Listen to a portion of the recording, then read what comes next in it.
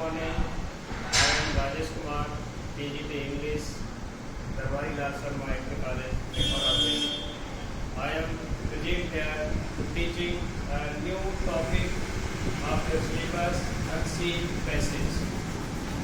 सभी ने इसको बहुत पढ़ा है, हर जगह पढ़ा होगा, छोटे क्लास से बड़े क्लास से पढ़ा होगा और ये इतना इम्पोर्टेंट टॉपिक है कि आप जहाँ भी जाएंगे, जो भी एग्जाम फेस करेंगे, उस एग्जाम में इस तरह का क्वेश्चन जरूर आता है। ये आपके जो क्वेश्चन पेपर है उसका लास्ट क्वेश्चन होता है, एक प्रोज टेस्ट दिया हुआ होता है, उस प्रोज पैसेज के नीचे 2 क्वेश्चंस दिए होते हैं जो आपको उस पैसेज को पढ़ करके आंसर करके देने हैं।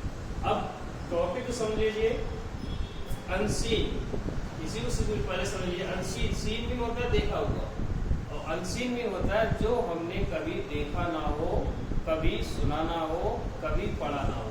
उसीलिए मीन्स लिखा है अनसीन मीन्स बिना देखे हुए, बिना पढ़े हुए, यानी एक ऐसा टॉपिक जिसको हमने किसी बुक में नहीं पढ़ा, किसी न्यूज़पेपर में नहीं पढ़ा, किसी अन्य जगह नहीं पढ़ा, उस टॉपिक को पढ़ के हमें उसके क्वेश्चंस को आंसर देना होता है। उसके जो टेक्निक्स हैं इसमें लिखा है how to answer the question.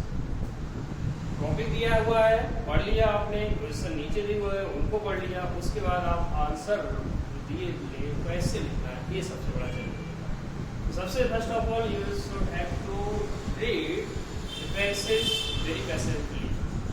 जो भी दिया हुआ है आपने उसे कभी पढ़ा नहीं है, आपको नर्वस नहीं होना है, घबराना नहीं है, उस पैसेज को आप फर्स्ट टाइम ऐसे न्यूज़पेपर की तरह पढ़ें। पढ़ते जाइए, कुछ समझ में नहीं आएगा फिर पढ़ेंगे, कुछ समझ में आएगा, तीसरी बार पढ़ेंगे कुछ और समझ में आएगा, चौथी बार पढ़ेंगे तो और समझ में आएगा। कुछ उसमें जो मेन पॉइंट होते हैं पैसेज में उनको आप अंडरलाइन अवश्य करें। पैसेज पढ़ने के बाद जो नीचे क्वेश्चन दिए हुए हैं आप क्वेश्चंस को पढ़ेंगे, फिर क्वेश्चंस के आंसर को उस पैसेज में दिए लाइन्स को लिंक करेंगे। एक सबसे गंदा तरीका होता है आंसर देने का, जनरली क्या करते हैं, 1-2 वर्ड मिला और उस पैसेज को अंडरलाइन करा और वहीं से सारी लाइन्स को कॉपी करें। सबसे वर्स्ट टैक्स होता है आपको आंसर लिखने का। जो क्वेश्चन दिया है, जो उसमें पूछा जा रहा है, आप उसका आंसर देने का प्रयास करें, अन्यथा की चीजें या फालतू लाइन्स को ना लिखें। कुछ उसके रूल्स हैं, मैंने लिखा है how to answer the questions, कि आपको क्वेश्चंस के आंसर कैसे देना है, इस विषय को आप समझना है। कुछ कीज मैंने नोट की है, जैसे क्वेश्चन की बिगिनिंग वेयर से हो, जैसे वेयर ही विल कम, तो आंसर जो आएगा उसमें टाइम पूछेगा। अगर वेयर से क्वेश्चन शुरू हुआ है तो जब आंसर लिखेंगे तो उसमें टाइम जरूर आएगा। दिन हो सकता है, महीना हो सकता है, डे और मंथ हो सकता है, डेट हो सकती है, वॉच टाइम हो सकता है और ईयर हो सकता है, कुछ भी हो सकता है। फिर नेक्स्ट क्वेश्चन स्टेप से इसका व्हाट से अगर क्वेश्चन शुरू है तो उसमें किसी वस्तु का नाम देखो पूछा गया है, कुछ भी हो सकती है, टेबल है, चेयर है, मार्कर है, बोर्ड है, फैन है, कुछ भी हो सकता है। आपको उस वस्तु, उस आर्टिकल का नाम देना होगा। अगर क्वेश्चन वाई से शुरू होता है उसका आंसर आप बिकॉज से लिंक करेंगे। वाई मीन्स यानी रीजन पूछा गया, उसमें क्या रीजन है, तो वो बिकॉज से उसे लिंक करेंगे, यानी कारण बताता है, जिसने नोट भी किया है कि उसका कारण बताता है वो लिखना है। फिर दिया है अगर हु से शुरू हुआ है क्वेश्चन, हु उस वाले क्वेश्चन के आंसर में व्यक्ति का नाम, नेम ऑफ पर्सन अवश्य है। फिर अगर नेक्स्ट वर्ड है वेयर से क्वेश्चन शुरू हुआ है तो वेयर यानी प्लेस को इंडिकेट करता है, तो वहाँ स्थान जरूर आएगा। वो विलेज हो सकता है, स्मॉल टाउन हो सकता है, कॉलेज हो सकता है, ऑफिस हो सकता है, कंट्री हो सकता है। नेक्स्ट स्टेप है 6 नंबर पर हाउ मेनी से अगर क्वेश्चन शुरू हुआ है तो हाउ मेनी में नंबर पूछ रहा है। वो नंबर ऑफ डेज हो सकता है, नंबर ऑफ स्टूडेंट हो सकता है, नंबर ऑफ अदर थिंग्स हो सकता है, वो जरूर इसमें आएगा, आपको नोट कर दिया। हाउ से अगर क्वेश्चन शुरू हुआ है, हाउ से, उसमें क्या हुआ, कार्य करने की विधि, यानी जो भी हमने किया वो पूछा जा रहा है। जैसे how did you do so, कोई वर्क किया है, आपने कैसे किया, आपको वो बताइए। I do it work hard, I pass by work hard, ये रीजन आपको वहाँ पर देना होगा। नेक्स्ट चीज इंपॉर्टेंट है, नोट किया है, इसमें लिखा आंसर जब भी हम लिखें तो उसका एक ऑर्डर है, सीक्वेंस है, उसी ऑर्डर पर आपको सारे जो पार्ट्स ऑफ स्पीच के पार्ट्स होते हैं उनको आप प्लेस करेंगे, तभी वो आंसर उसका ऑर्डर क्या होता है? सब्जेक्ट, सब्जेक्ट के after helping verb, helping verb के आफ्टर मेन वर्ब, जो भी टेंस होगा उसके according helping verb remove changings होती रहती हैं। फिर उसका ऑब्जेक्ट है, अदर्स है, ये उसका एक प्रॉपर ऑर्डर है। इसी ऑर्डर में आपके सारे आंसर्स होने चाहिए। अगर इस ऑर्डर पर आप आंसर लिखेंगे तो आपके आंसर मैक्सिमम एक्यूरेट लिखे जाएंगे और उसमें कोई भी गलती, कोई भी मिस्टेक्स होने की पॉसिबिलिटीज नहीं रहती हैं। तो बच्चों, ये इसके कुछ आसान स्टेप्स हैं जो मैंने आपको आंसर लिखने के लिए हेल्प करेंगे, ये मैंने बताया है। इसके नेक्स्ट जो है वो मैं आपको बता रहा हूँ, जो आता है इसको मैं इरेज कर दे रहा हूँ। ये आपने लिख लिया होगा, इरेज कर दे रहा हूँ। कुछ की पॉइंट्स हैं उनको आप नोट कर लीजिएगा, जो आंसर लिखने में आपको मदद करेंगे। नोट यहाँ पर भी डाल दे रहा हूँ।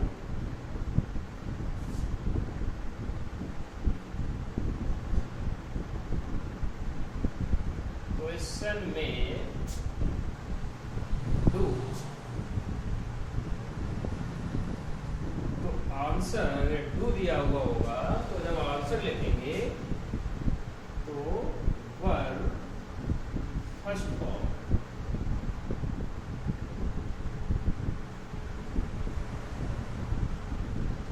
जो वर्ब होगा उसकी फर्स्ट फॉर्म का प्रयोग होगा। नेक्स्ट देखेंगे इसका, तो अगर डस दिया हो, डस वर्ब फर्स्ट फॉर्म में एस और ईएस, सब्जेक्ट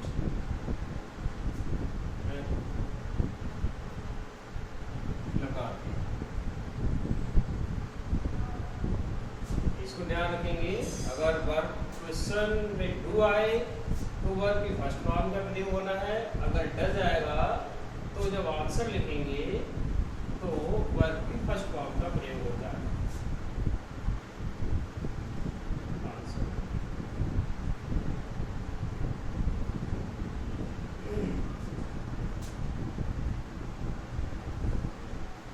यदि क्वेश्चन में डिड आए तो आंसर में वर्ब सेकेंड फॉर्म का प्रयोग होता है। ये इसके कुछ की पॉइंट्स हैं जो आपको लर्न करना है, रिमेंबर रखना है, जो आपके आंसर में जब भी लिखेंगे तो आपको हेल्प करेंगे। नीचे का ये इरेज कर दे रहा हूँ पूरा। एक छोटा सा एक पैसेज इस पर मैं लिखूंगा और उसके आंसर को आपको बताऊंगा किस तरह से हम आंसर पढ़ते हैं पहले पैसेज को, उसके बाद उनके आंसर को हम लिखने का प्रयास करते हैं। तो ये यहाँ से मैं पूरा रिमूव कर दे रहा हूँ। एक पैसेज लिखता हूँ यहाँ पर।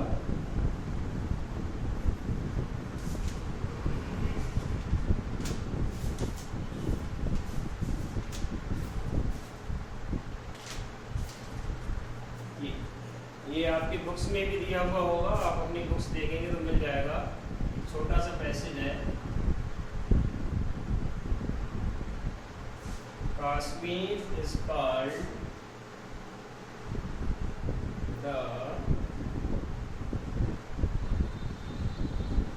Switzerland of India.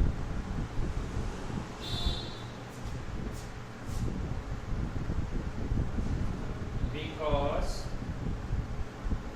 it is gifted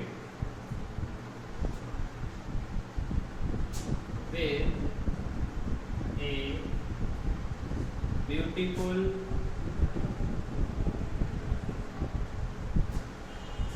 natural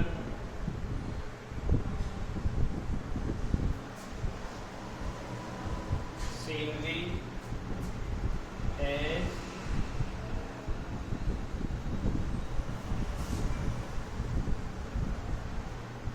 Switzerland in Europe.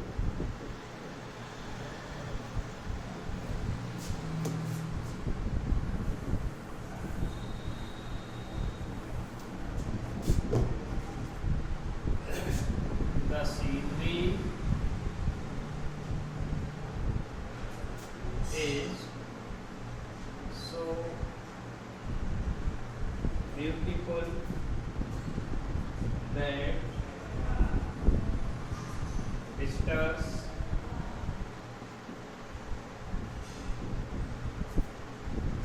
from all over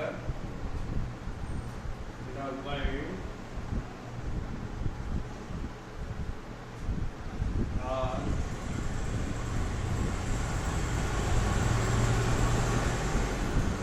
attracted by it. The river Jhelum flows through its valley. ये है, इसको हाफ मैंने कर दिया है, आप अपने बुक में समझ सकते हैं। आपको केवल ये समझाने के लिए बताया कि कैसे कैसे लिखा हुआ होता है और उसके हम आंसर किस तरह से लिखने का प्रयास करेंगे। आप देखेंगे फर्स्ट ऑफ ऑल टॉपिक दिया हुआ है उसको पढ़ेंगे। Kashmir is called the Switzerland of India. Kashmir जो है भारत का स्विट्जरलैंड कहा जाता है। क्यों कहा जाता है? क्योंकि यूरोप में स्विट्जरलैंड बहुत खूबसूरत देश है, बहुत सुंदर वहाँ की जलवायु है, ब्यूटीफुल प्लेसेस हैं, ग्रीनरी बहुत अच्छी है, वहाँ के पीपल बहुत सुंदर है, इसलिए उसको कहा जाता है।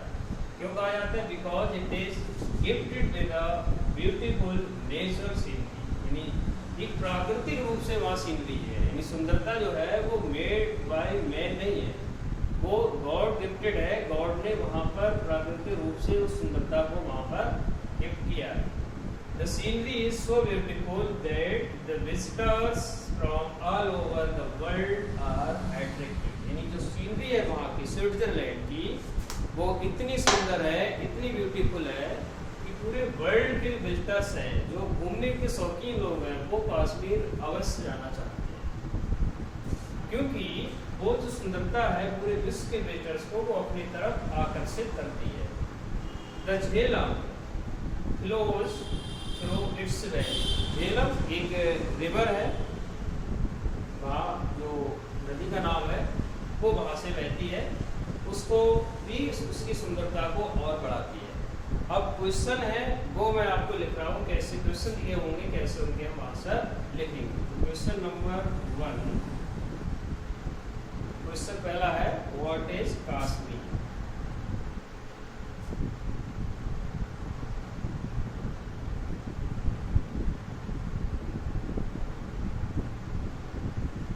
ये question, what is Kashmir is called.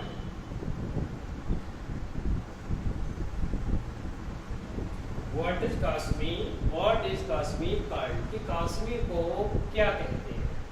अब आप इस क्वेश्चन को, पैराग्राफ को आपने पढ़ लिया, पैराग्राफ पढ़ने के बाद आप क्वेश्चन को पढ़ेंगे, क्वेश्चन पढ़ने के बाद जब हम दोबारा से पैराग्राफ को देखेंगे तो हमें समझ में आएगा कि कश्मीर को क्या कहते हैं। कभी कभी क्या होता है आंसर स्टेट में जाता है, सीधा लिखा हुआ होता है, कभी कभी हमें कुछ समझ के लिखना पड़ता है। फर्स्ट लाइन में बहुत क्लियर लिखा हुआ है Kashmir is called the Switzerland of India. Answer में आपको इतना ही लिखना है, Kashmir is called the Switzerland of India. बस स्टेट आंसर है, आपको इसके आगे कुछ नहीं लिखना, जितना पूछा है उतना लिखें। बहुत सारे बच्चे क्या करते हैं कि वो फुल स्टॉप तक उसे लिखते हैं कि देखते हैं फुल स्टॉप कहाँ है, तो फुल स्टॉप आप देखेंगे थर्ड लाइन के लास्ट में लगा हुआ है, तो आप पूरा लिखते चले जाएंगे जिसका कोई मतलब नहीं होता है। क्यों लिखें, जितना भी पूछा है उतना ही लिखें। नेक्स्ट क्वेश्चन क्वेश्चन,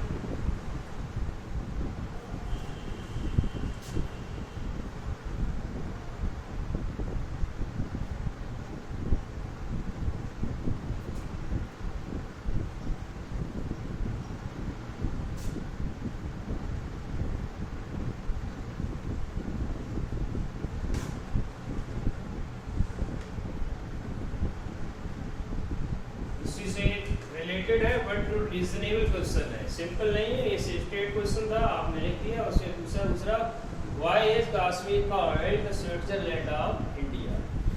कश्मीर को भारत का स्विट्जरलैंड क्यों कहा जाता है? तो आंसर आप लिखना शुरू करेंगे। पहले आप क्यों कहा जाता है उसको देखिए। Kashmir is called the Switzerland of India because, जो मैंने बोला कि जो वाई वाले क्वेश्चन होंगे उसके आंसर आपको बिकॉज से लिंक करना होगा। Because it is gifted with a beautiful natural scenery as Switzerland in Europe. ये इसका पूछना है। आज से लिखना शुरू करेंगे आंसर। यहाँ से क्वेश्चन से लिखेंगे Kashmir is called the Switzerland of India.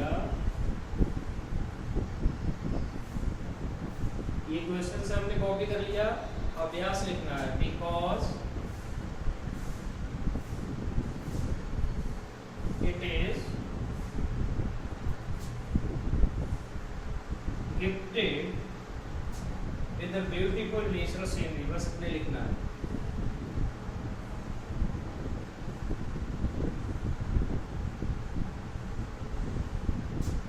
Beautiful natural scenery, बस आगे का ये पार्ट है। एज स्विट्जरलैंड यूरोप ये नहीं लिखना है क्योंकि स्विट्जरलैंड ऑलरेडी पहले ही लिख चुके हैं। एक क्वेश्चन और इसमें आता है, वो है वर्ड मीनिंग का। Explain the underline words. कुछ वर्ड्स होते हैं जो अंडरलाइन किए हुए होते हैं, जैसे फर्स्ट ऑफ ऑल ऐसे इनमें ब्यूटीफुल को अंडरलाइन कर दिया, ठीक है। Explain the underline word. Underline word कौन सा है? ब्यूटीफुल। ब्यूटीफुल का आपको मीनिंग लिखना है। दूसरा भी ब्यूटीफुल वर्ड है, उसको दूसरा मीन्स क्या होता है तो वो आपको लिखना है। आंसर उसका आपका हो जाएगा चार्मिंग। ये इसके 4 क्वेश्चन को मैंने इस पर आपको लिख करके समझाया है और कोशिश करता हूँ, उम्मीद करता हूँ कि आपको ये टॉपिक जो है वो समझ में आ गया होगा। आपके बुक में बहुत सारे इस तरह टॉपिक दिए होते हैं। आप जो मैंने इसका पैटर्न बताया है आप उसी पैटर्न का फॉलो करें।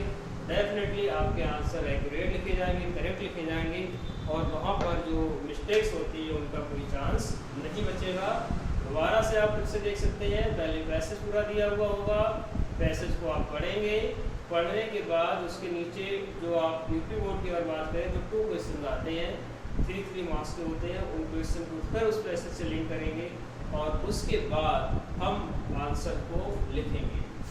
तो ये इसके 4 क्वेश्चंस को मैंने लिख करके आपको बताया है, समझाया है। सॉरी 3 नॉट 4, 3 1 2 3 क्वेश्चंस को आपको बताया है कि किस तरह से हम लिखने का प्रयास करेंगे। चलते हैं अब नेक्स्ट पैसेज की ओर। आपको एक और इससे रिलेटेड पैसेज है जो आपको बताऊंगा कि किस तरह से उस पर आंसर आप लिखने का प्रयास करेंगे। तो बच्चों ये आप देख लीजिए, नोट कर लीजिएगा और उम्मीद करता हूँ कि इससे जुड़ी जो भी क्वेरीज है आपको समझ में आ गई होंगी।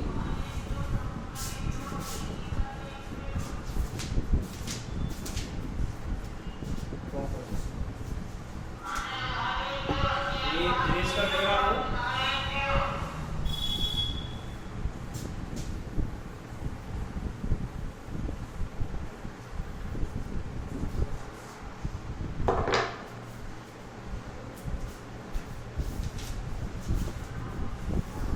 स्टोरी है टाइटल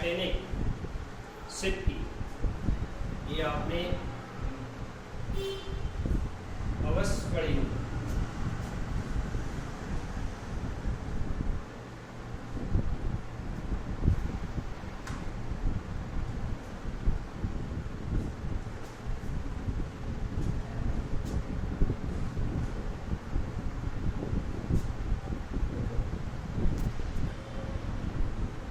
Dear students, ये सेकेंड टॉपिक सी आप सी पैसेज का मैंने बुक किया है। आप अपने बुक्स में इसको देख लें, पूरा टॉपिक तो यहाँ पर नहीं आ पा रहा है, बुक्स में देख लें। द टाइटैनिक शिप वाला टॉपिक है, ये बहुत कॉमन टॉपिक है और कई जगह आपने इसकी स्टोरी को पढ़ा होगा। मैं इसको पैराग्राफ को, इसको पैसेज है, इसको मैं पढ़ रहा हूँ, आप अपनी बुक्स में देखें तो आसानी से आपको इसके आंसर्स हैं वो समझ में आ जाएंगे। The Titanic was a huge passenger ship. Titanic एक जहाज का नाम है। ह्यूज यानी बहुत विशाल, पैसेंजर यानी यात्री जहाज था, जो कि उससे पहले इतना विशाल जहाज बना ही नहीं। It was provided with all possible luxuries and comforts. तो इसके अंदर जितनी विलासिताएं, शान शौकत की चीज़ें थी वो सारी उपलब्ध थी। It was on its first voyage to America, और ये अमेरिका को अपनी पहली यात्रा के लिए जा रहा था। There were 2,200 passengers on board, और उसमें जो पैसेंजर्स थे वो उनकी जो संख्या है 2200 की लगभग थी। The sea was calm, रात का वक्त था, शांत जो समुद्र था बिल्कुल साफ था। The ship was moving at its normal speed, और जो जहाज था अपनी जो नॉर्मल उसकी स्पीड थी आगे बढ़ने की, उससे आगे बढ़ रहा था। Around midnight there was an alarm call from the bridge of the ship. करीब आधी रात का समय रहा होगा जब ऊपर उसके अलार्म लगा हुआ था, एकदम बजने लगा। The man on duty had sighted an iceberg ahead. जो ड्यूटी यानी जो व्यक्ति, जो मैन थे इसके, जो उसको कैरी करके ले जा रहे थे, जहाज को चला रहे थे, उन्होंने दूरबीन से देखा तो उनको बहुत बड़ा एक आइस यानी जो बर्फ की पहाड़ी, एक विशाल बर्फ की पहाड़ी दिखाई दी। The captain ordered his men to change the course of the ship. और जो जहाज का कैप्टन था उसने अपने जो सदस्य थे उसको जो चला रहे थे उनको कहा कि जहाज का रास्ता आप बदलिए, तुरंत रास्ता बदलिए। But what order before his order could be carried out, the Titanic had ordered against the huge iceberg. जब तक उसका कैप्टन का जो ऑर्डर है वो उसके सदस्यों को मिलता, जो चला रहे थे, उससे पहले जो जहाज था टाइटैनिक वो एक बहुत विशाल बर्फ की पहाड़ी से टकरा गया था। It was a fatal blow, और ये बहुत घातक घटना हुई। Ice fell on over decks of the ship and burst into 6 of the water tight compartments. जो आइस थी, जो बर्फ थी, इतनी जोर से टक्कर हुई कि उसके टुकड़े टूट के उसके जहाज के ऊपर छत पे जाके गिरे, और जो वाटर टाइट कंपार्टमेंट से जिसमें पानी नहीं घुस सकता था उनमें भी पानी घुसना लगा। The Titanic, which enjoyed the reputation of being unsinkable, was sinking now. और जो टाइटैनिक जहाज था जिसको ये टाइटल दिया गया था, नाम दिया गया था, ये कभी नहीं डूबने वाला जहाज है, वो धीरे धीरे वो डूबने लगा। बच्चों, इस पैसेज को आप पढ़ेंगे आपको समझ में आ जाएगा। आंसर लिखने से पहले आप पैसेज को बार बार पढ़ें, उसके बाद क्वेश्चन दिए हुए उनको पढ़ें, फिर आप उसके आंसर लिखने का प्रयास करें। ऐसा करेंगे तो आपके आंसर करेक्ट लिखे जाएंगे। अब मैं इनके आंसर को आपको 1 by 1 बताने का प्रयास कर रहा हूँ। फर्स्ट क्वेश्चन दिया, व्हाट वाज टाइटैनिक, यानी टाइटैनिक क्या था। तो आंसर पहली लाइन में मिल रहा है, the Titanic was a huge passenger ship. आपको ऐसे लिखना है, द टाइटैनिक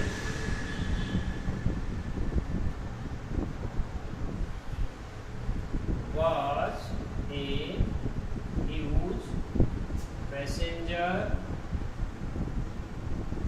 ship। करेक्ट हो गया, आंसर हो गया, इसके आगे आपको कुछ नहीं लिखना। नेक्स्ट क्वेश्चन है second, where was the Titanic going, यानी टाइटैनिक शिप था वो कहाँ जा रहा था। आंसर आप देखेंगे इसका, आपने अभी पढ़ा है तो लिखा हुआ है, इट यहाँ से देखेंगे सेकंड लाइन में, it was on first voyage to America. Where, मैंने क्वेश्चन को आपको बताया, जब वेयर वर्ड आएगा तो आपको वहाँ पर उस प्लेस का नाम देना होगा, इसके लिए वो इंडिकेट करता है। तो आप आंसर लिखेंगे, the Titanic was going to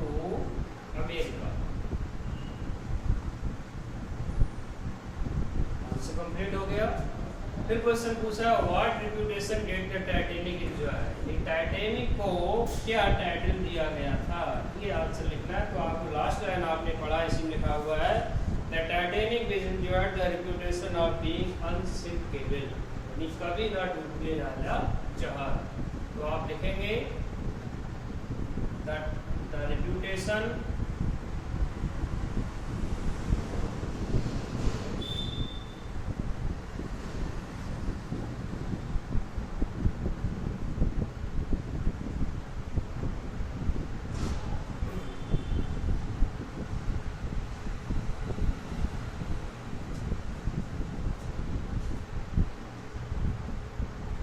unsinkable, बस इतना लिखना है। The reputation of the Titanic is unsinkable, यानी कभी ना डूबने वाला। फिर अगला क्वेश्चन है, इसमें पूछा है हाउ मैनी आ गया। मैंने पिछले भी क्वेश्चन बताया था, बिगनिंग में जब हाउ मैनी अगर वर्ड आएगा तो वहाँ पर नंबर पूछा जा रहा होगा, जिस भी चीज़ का नंबर उसमें मांगा है। तो लिखा है how many passengers were on board, यानी जहाज था उस पर कितने पैसेंजर्स थे। तो आंसर बिल्कुल स्ट्रेट लिखा हुआ है there were 22,200 passengers on board. There were 2,200 passengers on board. Last question है, ये भी बहुत इम्पोर्टेंट है। पिछली बार उसमें मैसेज में आपने पढ़ा, उसमें अंडरलाइन मीनिंग ऑफ वर्ड दिया हुआ था, इसमें लिखा है suitable title of the passage, यानी जो टाइटल जो आपने पैसेज पढ़ा है अगर उसको हम नाम दें कोई, तो क्या नाम हो सकता है। तो आप उसको लिखेंगे, बहुत सिंपल है, द टाइटैनिक डैश लगाएंगे एंड अनसिंकेबल शिप, बस इतना लिखना है। ये आपके आंसर पूरे हो गए। तो बच्चों ये दो टॉपिक मैंने आपको समझाए अनसीन पैसेज के, उम्मीद करता हूँ आपको अच्छे समझ में आ गए होंगे। आगे के पैसेज हैं उनको आप ऐसे आप समझने का प्रयास करें। इसी उम्मीद के साथ आज का टॉपिक से हम समाप्त करते हैं। Thank you.